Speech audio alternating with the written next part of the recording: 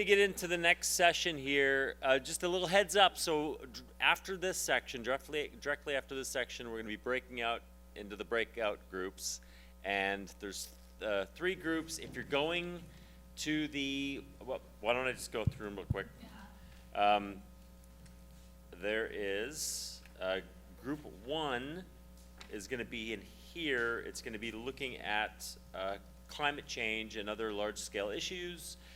Group 2 is going to be in the space that's where the food has been the last couple days. They're going to be talking about policy research data and addressing policing. And then group 3 is going to be following Eric down this way into a rehearsal space that is cost of living, kind of talking about cost of living issues. After that, we're going to be having lunch. Lunch is actually going to be in here at 12:15 until 1:15. If you need to go back and change your shoes or something or get into some different clothes for the tours, the buses are leaving here at 1:15. So we've got an hour from lunch until the buses leave. So make sure you're back here at 1:15 because then we're going to be out and about and checking out all things Worcester by school bus, I believe. Yeah, as per usual, that's the plan. So the next discussion that we're having today is all about public workforce shortages, and the moderator today is Janice Ryan Weeks from MassHire Central Career Centers, and she'll introduce the rest of the panel. Thank you. Good morning and welcome to beautiful downtown Worcester. You sound like a rowdy group. You're trespassing and doing other risque things. But again, my name is Janice Ryan Weeks. I'm the Executive Director of MassHire Central Career Centers. I'm sure a lot of you are familiar with the career centers across the country. I'll be your moderator this morning, and my bio and the panelists' bios are available for your reading pleasure in the documentation you received. So in this session, we're going to discuss and explore the public workforce shortage and possible policy solutions and/or analytical approaches that may assist the public sector with competing with market realities, leading us to ask many questions, including how can the public workforce compete with private industry around staffing needs, including recruiting and retaining. I was very intrigued by our very well-informed panelists. We had an opportunity to have some introductory conversation. So I want to jump right into our session and begin by asking our panelists to provide 5 to 7 minutes for an opening statement, including their name, title, place of employment, and again, their bios are available in the literature. We have a small window of time, 45 minutes of conversation, and 15 minutes allotted at the end for questions, and there were a lot of great questions in the prior session, so I want to make sure I allot time to give you that opportunity. So panelists, I'm also giving you a heads up that I have a timer, okay? So we will go in the following order for opening statements, and again, 5 to 7, and a couple of you have slides, and so we will provide that during the opening statement, okay? And so we're going to go in this order. We're going to start, and again, you can provide your name, title, and organization. So I'm just going to say your first names right now, okay? So we'll go with Christine first, and she is going to be providing a national perspective from multiple communities and has some slides. Then Dr. Bolden, you have a Ph.D., so I couldn't say Nicholas, okay? He's going to share thoughts from his work and research from outside this region. And Abigail will share issues from Boston, some of the issues they're facing and some of their innovative solutions. And then Bill, my colleague here in Worcester, he's going to provide a perspective on issues faced in Worcester and our innovative solutions. So Christine, Dr. Bolden, Abigail, and then Bill. All right, we're going to get started here. Okay. I'm Christy Baker-Smith. I am the Director of Research for National League of Cities. We are a membership association that supports cities, towns, and villages across the U.S. And I'm going to give you a brief overview of some of the work that we've been doing over the last year that'll kind of give us a national perspective to get started. So ready for the next slide. We're going to start with the challenges. We all know there are challenges facing our municipal workforce right now. The reality, next slide, is that this dark blue line that you see that's second from the top is our 2022 data across the year. So on the x-axis is your months. And the yellow line at the top is 2019. So think of that as pre-pandemic. We are definitely doing better than the other couple of years in the middle there, but we have not yet met our pre-pandemic levels of workforce supply. Next slide. And there are a number of reasons that I think we all know here. One is municipal workers taking early retirement. In addition to regular retirement, our baby boomer generation is all retiring. And we are also struggling with competition from private sector, but also a difficulty in recruiting younger generations into the municipal workforce. One of the things that is different now than it was 50 years ago or even 20 is the benefits that come to you from working in municipal workforce, such as pension benefits, retirement, other types of retirement benefits. Those have all changed a good bit in terms of what are offered to new employees. And while municipal worker wages are relatively reasonable, they definitely don't compete with a private sector, particularly as we see new demands for types of municipal work, such as data and research, which has a significant level of competition in the private sector. Next slide. Another piece here is that municipal workforces do not generally match the population they serve. In fact, about 60% of municipal workforces are underrepresented in terms of the number of BIPOC people that are in the municipal workforce as compared to their representation in their communities. So as we think about an increasingly BIPOC population across the United States, those folks do not see themselves as represented in the municipal workforce and therefore are not interested in joining the workforce that doesn't look like them. Next slide. And I'm going to talk a good bit about policing. You'll see me in that second breakout group. The National League of Cities has focused a good bit over the last few months and will continue over the next year to focus on the public safety municipal workforce, which is experiencing particular difficulty in retention and recruitment. And one of the reasons is those BIPOC trends you're seeing, but we also have some serious issues with feelings about public safety and feelings about what it means to provide public safety.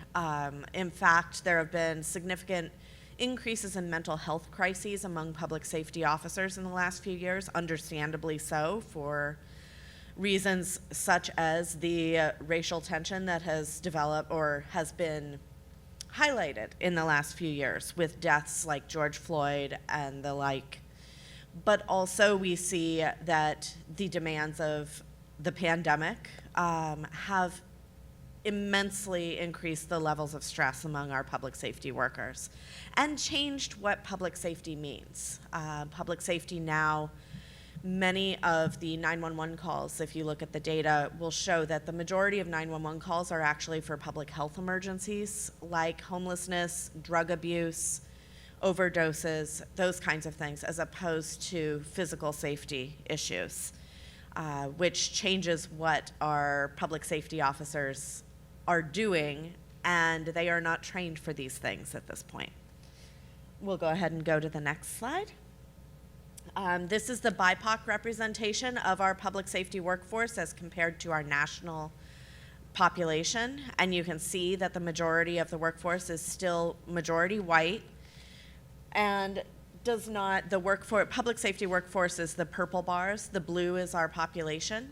And again, we've got some misrepresentation here, which also contributes to the difficulties or difficulty in relationships between public safety and the public community.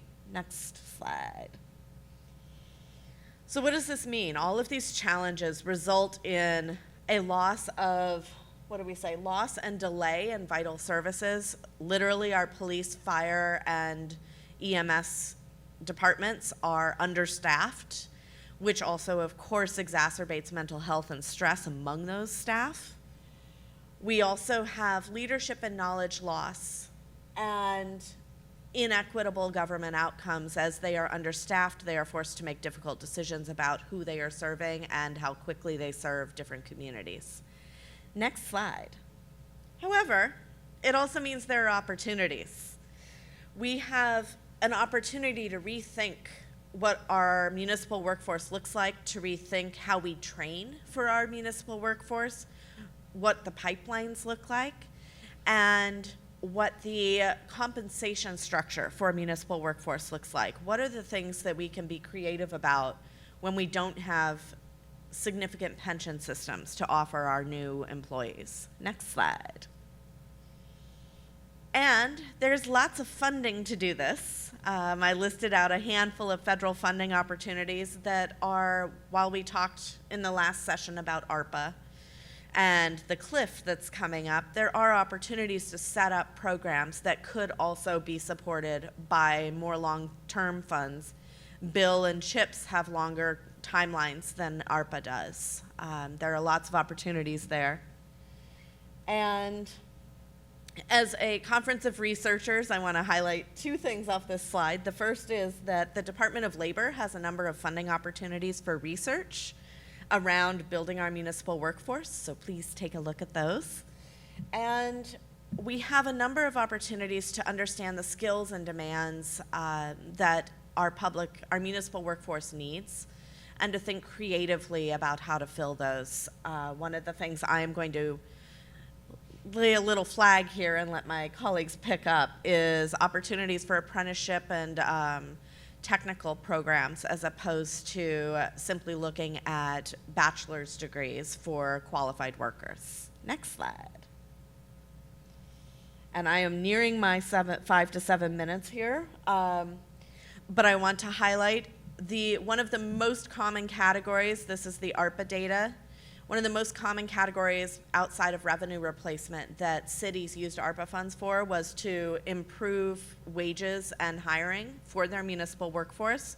So cities are already thinking about this. It's our job to help them know what works and what doesn't as researchers. Next slide. And we'll stop there, and you'll see my career pathways. I have some great city examples that we can come to later in the Q&A, and I will pass to my colleague.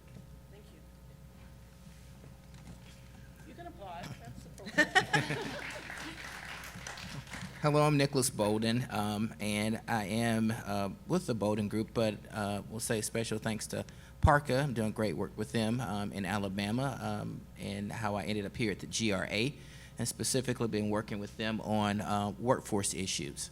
And so my role here is a unique one because the workforce shortage, whether it's public or private sector, is multifaceted, right? And when you look at the workforce specifically, the most pressing challenges is the skill gap as well as the skill mismatch. And this mismatch is essentially where individuals may have some type of credential or educational attainment, but the skills obtained during that training does not directly match what the employers actually need. And so if you look back a decade ago, the Department of Labor, federally, took on this approach for this whole apprenticeship model, and I've been looking at it and researching it for a while, and something that I discovered early on was that in the top 30 occupations, it did not include the public sector, and also in the top 30 occupations where you saw registered apprenticeship programs, they had what I call a huge gender bias. And I know my ladies will get with me on this one. But it was all of your traditional, what I call hard hat occupations. And when I looked at the workforce and how it was scanned specifically in the state of Alabama, I'm from Alabama, love Alabama, it was not directly correlated with what the workforce needs were, displaying in our state. And of course, we do have, workforce needs in manufacturing, but specifically for this particular panel, the public workforce was not a critical issue at that lunch, but now we're in the space where how do we replenish the public sector workforce? And apprenticeship has gone through several challenges, but before I get to that, look at the difference between apprenticeship and an internship, and many may ask, what place does it have in addressing the public workforce? Well, apprenticeship, different from an internship, is curriculum-based, and it has three components. The first component is there's on-the-job specific competencies gained, and they are assessed by an individual at that job. The second component to it is that a registered apprenticeship has supplemental instruction. And so that has been an interesting one from my work in Alabama, because a lot of companies wanted to provide certain skills to or government entities want to provide certain skills to future employees. However, they may not have the capacity to offer that supplemental instruction. So it was a move at that point to begin to try to create these cross-sector partnerships between universities and entities because they are positioned well to respond to that particular need. But when you look at a apprenticeship versus an internship, apprenticeship is direct learning. When we all know, if you went to college, an internship could vary. You could get a really good one and get a really great mentor, but it wasn't necessarily curriculum driven. I've been in situations where I've seen the intern, is the coffee man, or go get the Chick-fil-A, But the apprenticeship is a recognized credential by the U.S. Department of Labor and transferable across many different sectors and industries. And so within my work in Alabama, I've been successful to help public organizations rethink this, and we've seen the creation of registered apprenticeships across the state at all degree levels. Because primarily you just take my background is in public administration and public affairs, and what we get from feedback from employers, specifically in the public budget and finance area, is that, hey, you have an MPA, but don't know that quite well, right? And sometimes it's exposure through methods of career intervention, but to kind of mitigate that issue of mismatch. Because what you don't want to do is have someone and you hire them and they seem to have the right credential, but they don't have all the skills that you thought they would have. And so apprenticeship kind of mitigates that a little in a huge way by ensuring that they have these certain competencies through a registered apprenticeship program. And I think that public sector can benefit tremendously from that because it allows you to get over a lot of different barriers that you would incur with an actual internship. And so that's my comments on internship versus apprenticeship, but I think it's the pathway forward. It's a more concentrated approach to skill development and ensure certain competencies are gained for the future workforce. So we have 2 minutes left with you, Dr. Bolden, so I'm going to ask you a follow-up, okay? Sure. Can data analytics be used for selecting candidates for successful completion of pipeline opportunities through educations or industry certifications? Well, I'm going to address that from this. I'm a huge fan of career intervention, and I've read a lot of studies and been, a part of the workforce development conversation in Alabama for quite some time now. And as she said, the representation. And a lot of times it's because, from a university perspective, as a faculty member, a lot of students don't have knowledge that their particular degree field is applicable or is useful in the public sector. They think that's for a political science major or a public administration major. And so the career intervention for some of those populations across all racial, categories is key for, public sector saying, hey, that we are available and your degree matters to us as well. I know in the state of Georgia, they did a thing about Georgia degree pays, which was done by the University of Georgia system, which tried to address some of that. So a student or even a prospective student can go and see where this degree is applicable to, where the graduates down to the university are getting the jobs, whether it's and they aggregated by private and public sectors.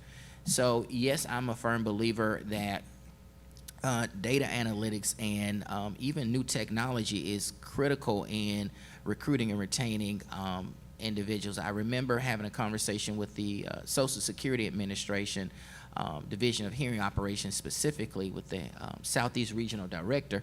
She said, I just can't get anybody to come to work. I said, well, that's a loaded statement. You can't just say they don't want to come to work. I said you have to, it's twofold, understanding what the new societal context is about work and what do they believe about career pathways. And actually we're in the generation of create your own pathway, but that's a whole nother conversation. But know where they are. And there are tools such as lead generation software that the leaders across the country are using to recruit these people and to get them to come to their organizations. I've seen it time and time again with friends and colleagues, and they're saying, hey, I listened to you and I got a message in my LinkedIn. And so it was from a recruiter actually for the public sector. So it's an interesting thing to see how technology has intersected this space for either apprenticeships and even recruiting and retaining employees. So hopefully that answered your question. Yes, sir. Thank you. All right. And I we think I'm have next. slides. Okay. Hello. Good morning, everybody. Morning. Hi, I'm Abby Milewski. I am here from the city of Boston. I'm the Director of Workforce Planning and Strategy. Fun fact, I grew up in Worcester, and I'm pretty sure the high school, Doherty, is the one that we were just talking about in the ARPA of being rebuilt. Yeah, so incredible work. A little too late, but I love it. So today I wanted to, you can move forward to the next slide, thank you. So today I just wanted to introduce a little bit more of the work that we're doing in Boston around thinking about this public workforce shortage. So for context, workforce is especially important to our mayor and the administration. We're thinking about, we have created this new cabinet called the People Operations Cabinet. Usually that, in the past, it had orged all up to the CFO. So it's a new kind of really thinking about how we're thinking about our workforce in a much more strategic way instead of all orging up to the CFO. If you can see, there's a different context that you could think about workforce when it's that way. So we have a chief people officer. Her name's Alex Lawrence, and she comes from the civic tech world. So I think I really tried to gear this presentation around having researchers in the room, but I think you'll see a lot of lessons from civic tech as well in the work that we've been doing in the year that the cabinet started. We have a workforce of around 8,000, seasonal, full-time, and then we also have close up to 19,000 when you include BPS, but they have a separate Office of Human Capital that does their hiring and recruiting. So I'm just talking about the other city departments. We have the People Operations Cabinet, but our HR is really decentralized. So we're also thinking about, in the context of all this work, is how as a centralized department, we are helping to support all of the HR and hiring and recruiting efforts that are happening at a much more local department. And there are pros and cons to that approach that we can talk about too. And then we have a big unionized workforce. So around 90% of our workforce is unionized. So we also have that context as well of working with the unions to create a experience for our employees that meet their needs. So we have three guiding principles, and one of them is informed and responsive, and that's a lot of what I want to talk about today, of how we're actually diagnosing the problem of what we mean by public workforce shortage, instead of, we hear it all the time that there's, and this is what this panel's about, but I kind of want to guide us to think about, there are some overarching problems, but then there's very specific, when we're talking about the public sector, there are tons of different industries within public sector. We're talking about customer service, CDL drivers, and so being able to identify what's happening in a specific department and then specific position is really key to being able to tackle this problem. So I'll just get in because I already feel the time ticking into those three questions. So you can skip to the next one. You just did 2 minutes. Oh, okay, I'm good? Okay. All right, so Our first question here is around how can we generate interest in people applying? And so, because it's a research panel, I've boldened all the different types of research we've used here. But we worked with a user research firm called Twig and Fish to conduct studies and control or different groups to talk about what their experience is in when they see a job description from the city of Boston, as well as what our benefits package are, and kind of understand what we're missing. Because this is a population, those who haven't yet applied, that we don't really know what they're thinking about. We're kind of guessing. So in our work to be informed and responsive, that's what this project was about. We did actually 4 different types of positions: customer service through our 311 call takers. It's an alternative to 911 for more city services. We have our security officers, which support city-owned buildings. We have the CDL drivers and engineers. These we saw are major important positions that we're struggling to fill. And I think what we really learned from this is kind of how I already set up this intro, was that there were definitely overarching problems with how we're talking about our benefits, how our job descriptions are really difficult and have a lot of jargon in them. Like when we're talking about unions, it just says like SE something, and it's really hard for people to interpret what that means. So thinking about that, as well as really specific to the position. So engineers want to know their annual salary, whereas CDL drivers want to know their hourly salary, but it's presented only for annual. So things like this that we can look at fixing to be able to kind of address the specific population, as well as the type of benefits packages are different, and how different depending on your union, and then different depending on what you're actually interested in.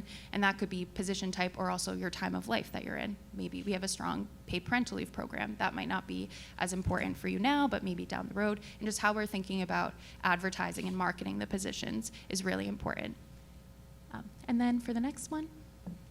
Okay. So 911 call takers, there is a shortage across the city, state, and across the country. We've heard about this and the impacts it's having in our communities around being able to answer calls on time and different work there. So we dug in, hearing we're having a hard time getting people to work here. And we're lucky because coming off of this, we had already worked with the unions to increase the pay and to create a residency waiver. I did not mention that when you work for the city of Boston, you need to live in the city of Boston. In some unions, you have to live for up to 10 years and then you can move out, but non-union positions, you have to live in the city. So this also creates a tighter population for us, although a big city. And if you've looked at the map of Boston, it can be quite confusing what's in Boston and what's not. But so these are some of the contexts that we're working in, and we found that they were still having trouble getting people in the door. So through data analytics, and this is a project we're just really starting, what you can see here is this is from our applicant tracking system, and it's kind of vague, but really the point is that we had a lot of applicants, but we were having trouble moving them through the process quickly. And because of the inconsistency, these are the 6 people who were hired, the inconsistency to get them in the door and the inconsistency or lack of expectations was hard to, sell the position if you had to wait quite a bit of time. And that's happening all the time. People think it takes a long time to hire in the public sector. So that's what we're trying to work towards, is understanding why that's happening, a bit about capacity and a few other things. And then if you move to the next. And then we're also thinking about academic research, and there's plenty of work. This is from the People Lab talking about police recruiting, actually. But it has a lot of similarities about the applicant dropout, a lot around administrative burden for both the candidate, and then we also think for the hiring department. So there's a lot here that we're doing, and we're working on developing, to be responsive, developing solutions around this, like ideas like hiring days where you hire people in one day, but also thinking about training capacity that it takes once you get someone in the door. So there's a bit there. And then for my last, okay, so we're also in a new time where we're thinking about hybrid work and what that means. And so especially we have most of our employees are living in the city of Boston, but we still want to be flexible. So we did something we've never done before, which is create a temporary policy. And then we issued that, bargained with the unions on that, and then gathered feedback from our employees and managers and how it was going. No surprise, it was overwhelmingly positive feedback. We actually got like a 77% response rate for the survey, which is incredibly, it's like one of the best survey responses. But yeah, people were really happy. But what we did learn is they wanted a little bit more flexibility. So we have 2 days a week, and they wanted just to be able to, with approval, be able to switch those 2 days. So we were able to fix that part of the policy, go back to the unions, and now we have a full-time policy. And this was done completely different than the city has ever thought about doing policy work before. So I think that's another way of us being informed about what our employees need and making them feel empowered and to understand that they have, they have a say over their policies and what's going on. And so I think that is it. And then my just final, because we're here, I just really want you all to think about ways that research can empower us to make better decisions in the city and municipal government. I think there are some overarching and then very specific problems that we can tackle. So I really appreciate you all being here and listening. Thank you.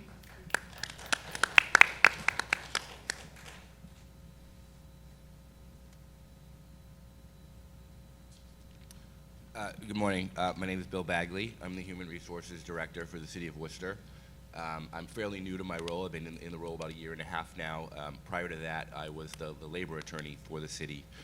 So I'm learning on the job, and it's been quite an interesting experience coming in, particularly when I did in the middle of COVID and massive changes within the municipal landscape. I like to talk to my colleagues who harken back to the days of posting a job and getting hundreds of applicants for one position. I now post a job and I wait 6 months for 3 applications, depending on the role. And a lot of that is because of some of the challenges that we do face. And number one among those, I believe, is compensation. It's very difficult. We pay our employees from municipal funds, which is usually taxes. So we have base of citizens that we have to be responsible, and residents that we have to be responsible for and to. I've had employees come in and talk to me that I'm very, very friendly with, great colleagues, and tell me that they have opportunities to go accept positions making $35,000 to $40,000 more than we can pay them. And to them I say, go for it. You'd be crazy to say no to that.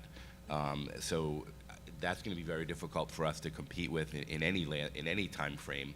But particularly now, that's been a big challenge for us. Knowing that compensation is probably going to be a long-standing challenge for us, we have to look at other opportunities in areas where we can make incremental change. One of the things that was also a big factor for municipalities in the past was that we had good benefits packages, and we had the pension that we could offer people. We find now that our benefits, we have good benefits. We offer 4 weeks of vacation after 10 years with 3 personal days and 2 admin days, which is essentially 5 weeks of vacation, which is very good, I believe, in the workplace. The problem is you have to work for the city 10 years to get there, where a lot of private employers are offering that to our employees who are leaving 4 weeks right out of the gate. So again, these are issues that we face and challenges that we face. And also, with regard to the pension, it's not something that's as appealing to people as it used to be. It used to be that you'd get a job, you'd work your years, you'd put in your 20, 30, 40 years, however many, and then you'd retire with a nice pension and live happily ever after. A lot of the younger employees now and the newer employees now, they come to us with already well-developed 401ks, or they're just new to the workplace, and they're just dabbling in who they want to be and what they want to be, and the pension doesn't really, it's not really a selling point for us the way it used to be. If an employee stays with us for 5 or 6 years, and now they're into that sort of that back half, where they'll look at that and say, okay, well, if I put in 5 more years, 4 more years, then I'll be vested in the pension. So it's really not until we get into that 5th, 6th, 7th year that I start to feel that the pension is something that's appealing to employees. In that first, second year, they can just take their money out and go roll it into a 401k somewhere else. So it's really not as important to them. The benefits is another area where, municipalities and government used to be known for having better benefits packages in the private sector. We really don't anymore. And as I was saying, our vacation package, it's a nice package, but you have to really work hard to get to it. our health benefits. You know, a lot of municipalities that, you know, that I'm aware of used to be 100% paid. Now our employees have to contribute a part of that. So all of the advantages that we used to have over the private sector have whittled away over the years. And then there was the big one. You know, in the city of Worcester, when I got here, like I said, I was an attorney, and to me as an attorney, if I'm writing a brief or a memo, it's a lot easier to be in a quiet space. People are in and out of my office all day. I couldn't even work from home to write a memo on a case that I had for a day. It was like remote work was just not allowed at all. And then suddenly COVID hit, and within a day, the entire city was remote. It was amazing. I don't know how they did it, but our tech services department, everybody had laptops. I don't know where they were stockpiling these things, but magically remote work was a possibility. So these are some of the things that, you know, just now to get into, you know, where we can improve is out of that became an awareness of we can be productive when we work remote. Where I think the belief in the city before was if you're home, you're just sitting on the couch watching game shows and talk shows and, you know, not really doing your job. And I think over the year plus that a lot of people were working remote, we did realize that our good employees were going to be productive whether they were in the office or at home, and our not so hardworking employees were going to be about the same whether they were in the office at home. So that's one thing that in some jobs we can be flexible, but there's always going to be positions, and a large majority of the city positions, that will never be flexible. You can't police from home. You can't fight fires from home. DPW, you can't repair roads from home. A lot of our positions, they're just never going to be remote or hybrid, open to hybrid opportunities. And a lot of people, they want those hybrid opportunities. And so those jobs may be less appealing to people because they can't get those opportunities. Some of the things that we've done in the city to try to improve, we've done a racial equity audit. A few of you were in the area, probably read about it in the Telegram. And you know, it was important for us to do that, and it was in the newspapers. There were some negative aspects to that, but those are the things that we needed to open ourselves up to that observation and criticism to see where we were weak and where we can improve. We're also looking at doing salary surveys, which we've done in some areas, but to see where we can be more competitive and where we can compete in the marketplace. And one of the examples my colleague talked about was 9/11 dispatchers.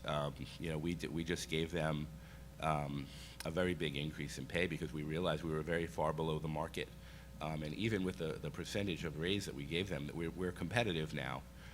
So we looked at it from another angle, which was, you know, we can be competitive on salaries, but we looked at how can we improve quality of life. So we went to 12-hour shifts with our dispatchers. They were already working a tremendous amount of forced overtime anyway. So we were like, well, if they're already here, what can we do to make this better?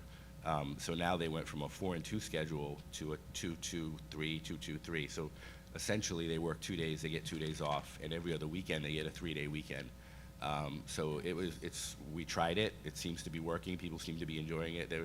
They were resistant at first, but I think, you know, when they realized that they had to work every 5 or 6 weeks to get a full weekend off the way their rotations fell, and now suddenly every other weekend they have a 3-day weekend, we're starting to get the good feedback on that we had hoped that we would.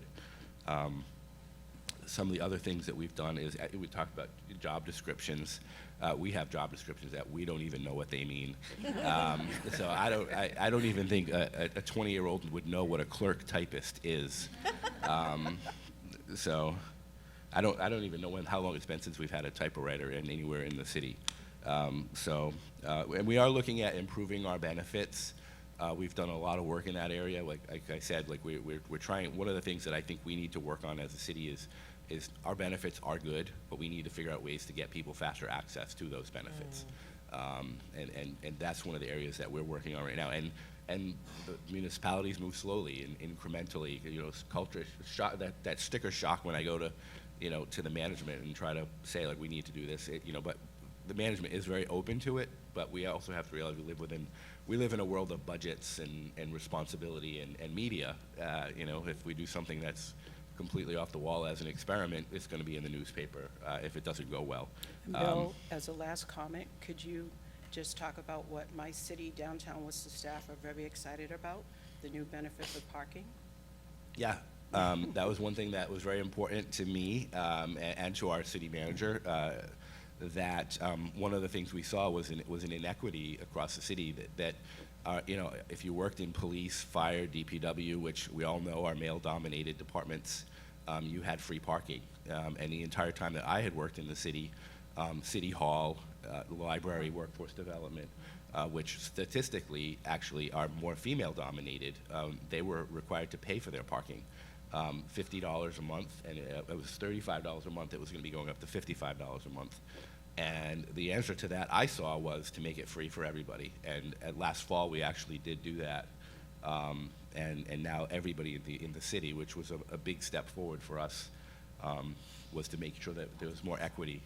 If you didn't have the good fortune of being assigned to City Hall, that came with a $600 a year additional cost for the privilege of being a city employee. But that goes with removing barriers, which is some of the other things that we've done.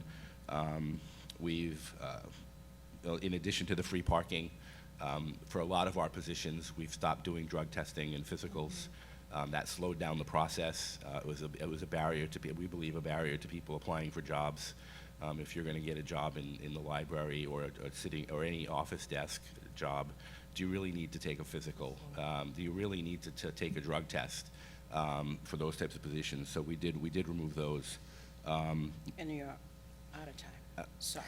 Sorry, thank you. So I just want to kind of reach out to each one of you with one final question from me, and then we'll go, okay? But I definitely want to get to the crowd, so we just have to be mindful of time.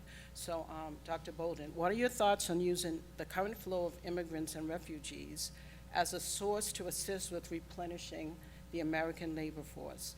How might government restrictions affect this potential source of talent? And what policy changes would be helpful in the conversion of professional foreign credentials? Okay, that's a lot, but I'll take an attempt at it. I will say this: immigration over the last decade has not been a popular topic, even though it's a salient topic. There are a lot of ideals and ideologies surrounding immigration. But if we're honest in the room, America's workforce, one of the major components of it is immigration, if we look through various periods within the United States. But specifically, when you're talking in current times, especially the public sector, you are seeing states look at very creative ways of using immigration sources to fill, particular job needs that they're having that is actually an important job for local and state government, but they're having extreme difficulty. And the first one that comes to mind is in the state of Alabama. When you go across school systems, there are a huge number of school systems that don't have a highly qualified math instructor in the entire district. And so that has been a challenge. The state has actually moved to and to add these salary incentives for anyone in math and science who are highly qualified instructors, and it has benefited tremendously the current workforce to kind of incentivize them to stay in the classroom, but it's still, we're still kind of monitoring what impact would it have on the future workforce and as they're coming through the pipeline or current education majors, specifically in the field of math. And so what you've seen the state do is push around the idea. We have a huge auto manufacturing base there. So they floated around the idea that you have a lot of families coming from Korea who have these credentials in the math. And so they're floating around the idea of making this partnership with the, to where they can use, when their families come here and the husband is working for Hyundai or et cetera, and that's an opportunity to fill these gaps at these, so we won't have these students and have this big, disproportionate gap between education, instructional quality as in our state. And so that's one example of the immigration. I don't know how to say unfortunately or fortunately, whichever one, but when you look at how our economy has shifted, we are in a majority knowledge-based economy. And the more and more you educate your society, the more and more they go to those types of occupations. And so it leads to the question of how will we deal with CDL drivers, or how will we deal with those occupations that are no longer training as many people as they previously did in the previous decades. And so, you know, my I guess philosophy on it is just like the National Association of Manufacturing. As they say, immigration got us here, and immigration reform is going to take us forward. So that's my philosophy on the matter. And so I think states can, or localities can start looking at ways that they can intersect with various communities that may as well be currently there in their geographical area to try to mitigate some of the effects of the workforce shortage. Thank you. Awesome.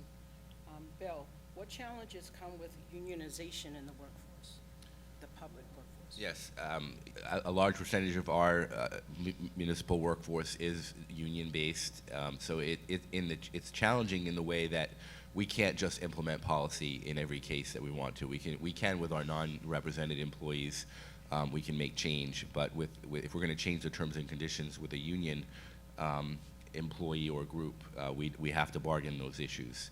And I do see those. Sometimes they can be a challenge, but they can also be opportunities for collaboration if you look at them the right way. I mean, yes, you do have to talk with them and bargain, but in many cases, you know, a lot of employers, they just develop policies without really thinking about how it's going to impact their workforce. In the union context, we have no choice but to consider that, because we have to sit at the table and listen. And even in cases in where I work, we will talk with the unions even in cases where we might not necessarily have to bargain, because it is good to get that feedback, and it's good to hear from your workforce and how maybe you can tweak a policy that might be one that would be a lot more acceptable to the workforce than just saying, starting tomorrow we're doing X, or starting tomorrow we're doing Y. One of the things that we've talked a lot about on the panel here is apprenticeships and internships. Those are things we have to bargain, and we have to convince our unions that, you know, historically they've regarded internships and apprenticeships as opportunities for the city to take away overtime, because their fear is that we're going to bring in a lot of apprentices and a lot of interns, and they're going to do a lot of the work that would normally be done by their members on an overtime basis. So that's something that we have had to bargain with them. We have expanded the scope of what internships we can do, but we're still working to grow that even larger. But that's, again, it's a challenge, but it's also an opportunity, I believe, if you look at it the right way. Thank you. So, Abby, AI has been in the news a lot recently for multiplicity of reasons, good and bad. Is AI a tool that is being used to assist with meeting workforce needs? So recently we came out with our IT department, which we call Do It, Department of IT, came out with a guidance for us to think about generative AI and how that can be used. And I think we're just really starting to move forward with that. Right now, a lot of our systems, both in HR and I think across the city, are paper-based, and we are moving towards more technology. And I think there are plenty of opportunities to think about AI. I think maybe other people might have more thoughts, but I don't think we are there yet of thinking how that can impact our workforce or change, because right now I think we're dealing with a lot of process problems instead of technology problems.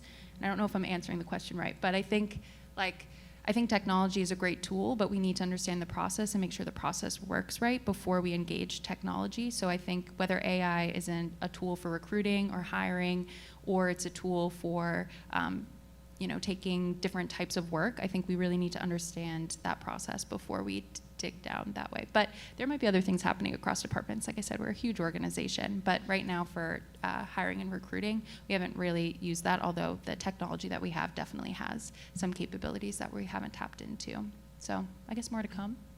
Thank you. So Christine, just briefly before we go to the floor, what do you think some of the policies or processes that can be implemented to help with folks who are aging out and taking that skill level with them? That's a great question. I'm not sure I have an answer. I think that some of the things my co-panelists here have talked about are ways to begin to address the issue. I think the biggest thing we have to recognize is that there is a significant generational divide in how we think about careers.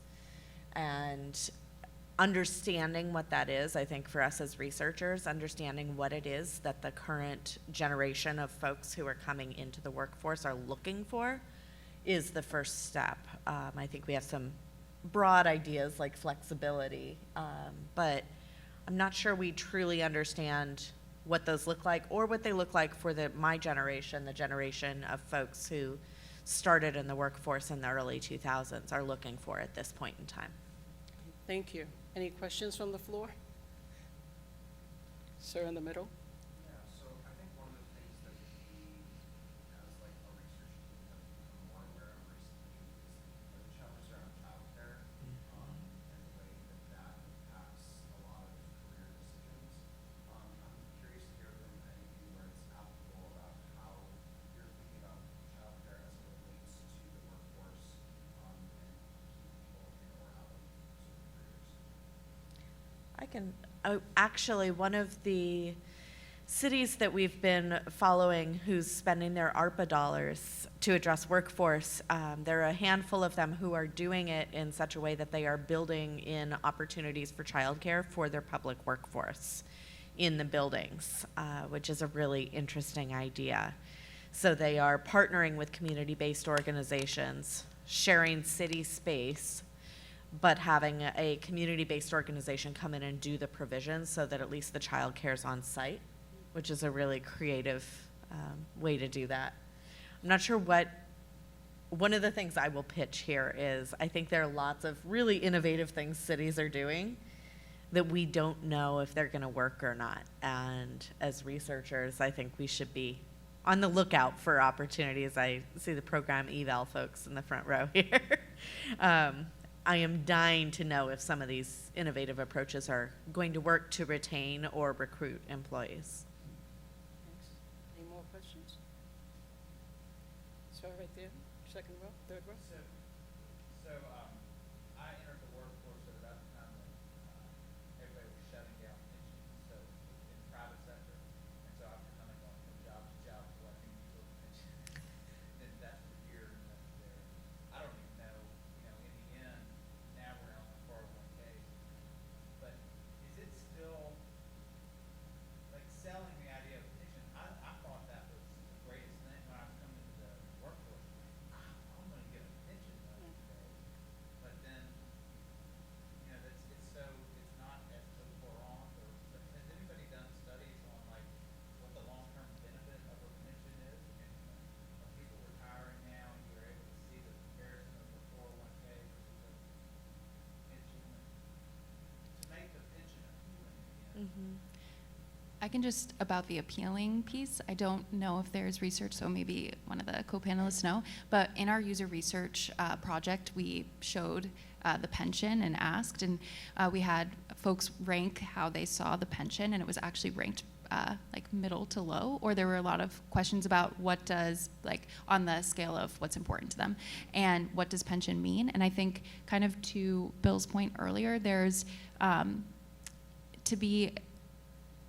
to get the pension for the city of Boston, you have to vest for 10 years, and then you're vested in the pension, and then you have to, work for 25, 35 years. So I think the state that the workforce is in now is people aren't staying for so long in the same organization, and that's kind of how the pension has been appealing to people before, because you can stay there and work for 40 years and then leave with 80% of your highest 3 salaries, things like this that just aren't happening anymore. So I think we're kind of in this way of how do we sell something that, and I know on the panel we've talked about pensions quite a bit, but how do we sell something that you won't see the effect of for so down the line, that like can't be transferred and requires 10 years. We ask a lot of people to be interested in it. But I do wonder how that we hear, and it's the same theory that it is better than a 401k and what that means, but I don't know. Yeah, so interesting. Up front.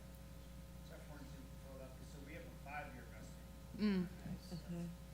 Better. We also have a 90+% unionized workforce in the city of Philadelphia, so we've managed to bargain a lot of residency requirements and change a lot of them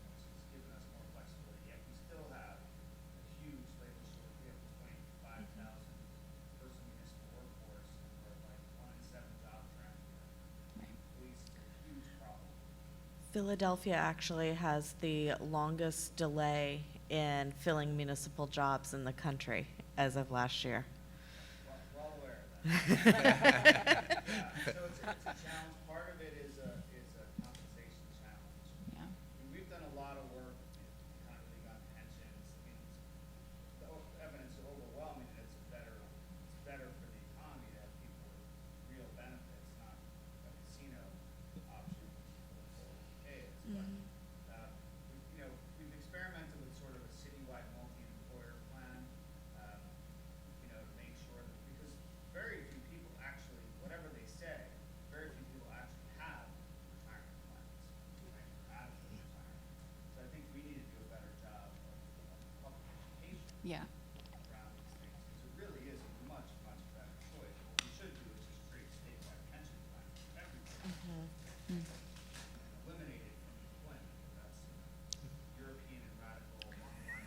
But I am confused about the union opposition to apprenticeships in a way, because the unions invented apprenticeships basically in this country, right? It's like a union thing. It's like a gateway drug into the union in most places. So I'm curious to know why. I mean, I heard that economics is against it, but if there are labor shortages, they should be all in favor of apprenticeships. I would agree with you. It's a mindset. It's a mindset that I inherited. I have a good relationship with the unions that we do work with, but I think that's a decades-old mindset that is how the city was using apprenticeships and internships that soured them on the notion of it, and we're trying to rebuild that trust now and regain that trust so that we can. There are particular departments where we're trying to build citywide. We're trying to build pipelines. We've started working with local universities to put together programs. One of the things that I've looked at and I've talked with our city assessor about is, what do you need to do to work in an assessing department? There are so many things that people don't realize, and we've actually talked with Quinsigamon Community College here in Worcester about putting together like maybe a little course program that could help people prepare for working as an assessor. What Nicholas was saying, this alignment, misalignment between skills and the job requirements. You won't even know that you can have an accounting degree to really get a good job, long-term job. I think there's cultural issues. Young people just don't want to get tied down. They don't want to buy houses. They don't want to get tied down to jobs. But eventually they will come to realize the wisdom of being able to tie down. And fun fact, I was on the other side of the table for 10 years, so I worked for a union that was very, very flexible, which is not the case in Florida. Yeah. It's interesting that you mentioned accounting, and it's one of those things where I think one of the things we have to be better at as municipalities is creating awareness of those job opportunities that we have. A lot of people don't realize, well, the job descriptions are horrible, and we're working on that, but I mean, even myself, my own experience, when I was looking for a job, 12 years ago, I was looking to make a move. I didn't think about municipalities. Why would a municipality have an attorney on staff? I literally applied for the job that brought me to the city at 4:45 on the afternoon that job was closing, and I was told that if my resume got there 20 minutes later, I wouldn't have even been considered for the position. That's how rigid it is, and we're trying to get away from that. Like, we don't want to, with the best candidate, we're boxing them out because they didn't find out about the job until 5 minutes after our deadline. Yes. Well, and I'm a former bureaucrat, and I shamelessly stole people from other departments. And I'm really curious about your sourcing. I mean, you know where there are some good people coming out. Are you there to catch them? I mean, and do you steal people? I mean, that's the thing. If you could spot them, the sort of passive, I'm going to wait for somebody to apply to my department. That's just lazy. I mean, in a way. I mean, you guys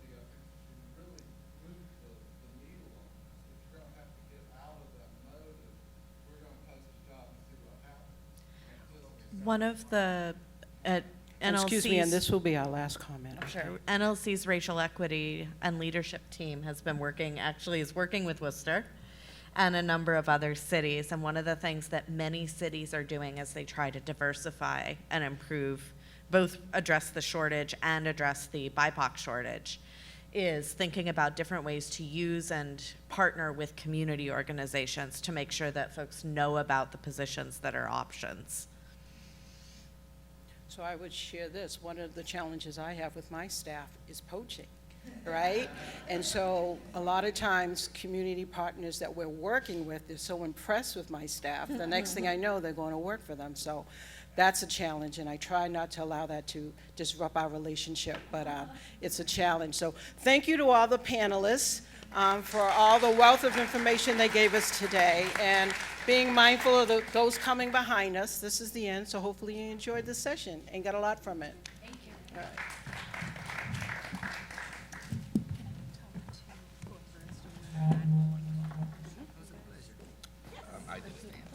If I could steal the mic for a moment on a logistical detail so everyone's aware. Depending on travel plans, tomorrow, if you're interested, the Worcester Red Sox are playing the Rochester Red Wings at 12:15. So it is a day game. We have tickets available for $9. You just need to let Eric Nealon know by the time you get on the bus.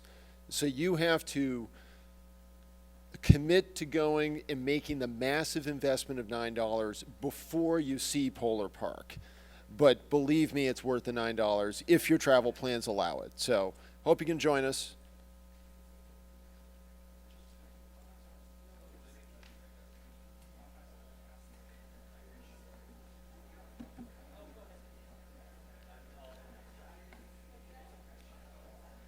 Okay, everybody, we're also going to do the breakout groups now. So there's 3 sessions that you can see in your agenda. The first is climate